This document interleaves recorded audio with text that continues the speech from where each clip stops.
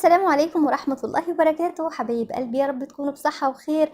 النهاردة هنعمل مع بعض كيكة اقتصادية 100% من غير لا حليب ولا بيض. معقول يا دنيا كل الجمال اللي احنا شايفينه قدام عينينا ده؟ الكيكة الهشة الطرية البيضة التحفة دي معمولة من غير لا بيض ولا حليب؟ اه والله يا جماعة هنعملها مع بعض من غير لا بيض ولا حليب، وهتكون تحفة وطعمها جميل، وكل اللي هيدوقها استحالة يصدق ان هي مش محطوط فيها لا بيض ولا حليب خالص. حبايب قلبي سموا الله وصلوا على الرسول، ويلا نبدأ في الوصفة بتاعتنا على طول.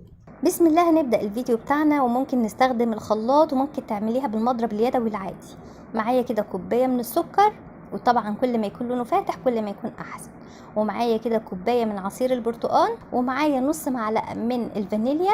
ممكن نحط بدلها بشر برتقال، او نحط بدلها كيس من الفانيليا برتقال، دي هيخلي طعمها تحفة ويجنن، احلى كمان من الفانيليا بكتير.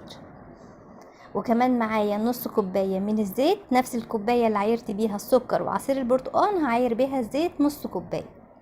هنغطي كده على الخلاط ونفضل نضرب فيها لحد ما نتأكد ان السكر داب تماما وما عادش فيه اي اثر للسكر خالص. ممكن اضربها بالمضرب يا دنيا، ممكن جدا عادي بالمضرب اليدوي او المضرب الكهرباء، المهم ان احنا ندوب السكر كويس جوه عصير البرتقال. كده خلاص تمام، انا دوبت السكر في العصير. هنحط بقى كده في منخل كوبايتين ونص من الدقيق. طبعا الكوباية اللي استخدمتها في كل الحاجات السايلة هستخدمها في كل الحاجات الجافة. كوبايتين ونص كده بالشكل اللي انتوا شايفينه ده. واحط عليهم كيس من البيكنج باودر، الكيس ده 16 جرام. وزي ما قلت لكم الشركة ديت عاملة منها فانيليا بالبرتقال، بتكون تحفة جدا في الكيكة دي. هننخل كده الدقيق 3 مرات، ادي مرة ونخلته كده مرة كمان، وهنرخله مرة كمان. ولو نخلتيه 5 كمان يكون احسن، كل ما تنخلي الدقيق كتير كل ما الهواء يدخل فيه ويخلي الكيكة معاكي هشة وجميلة. وبعد كده هنزل بالمكونات السائلة اللي معايا في شفشق الخلاط على الدقيق والبيكنج باودر، ونقلبهم كويس لحد الدقيق ما يختفي جدا في المواد السائلة. بيكون قوامها تقيل سيكة بالشكل اللي انتوا شايفينه ده. المكون السحري اللي هيخلي الكيكة بتاعتنا تحفة وهشة وطرية وفي منتهى الجمال، نص كوباية مية مغلية. المية دي لسه مغلية ونازلة من على النار، تمام. تغلي المية في الكاتل كده او على النار، وتحطي نص كوباية. شايفة الدخان طالع ازاي؟ اهم حاجة ان المية تكون مغلية جدا وسخنة جدا. وبقلبها كويس كده، والقوام بيكون بالشكل اللي انتوا شايفينه ده. جبت صينية هنا مقاس 26، ما عنديش غير صينية مقاس 26، انت ممكن تستخدمي مقاس 24 او 22 هتنفع، بس انا اصغر مقاس في الصواني عندي 26.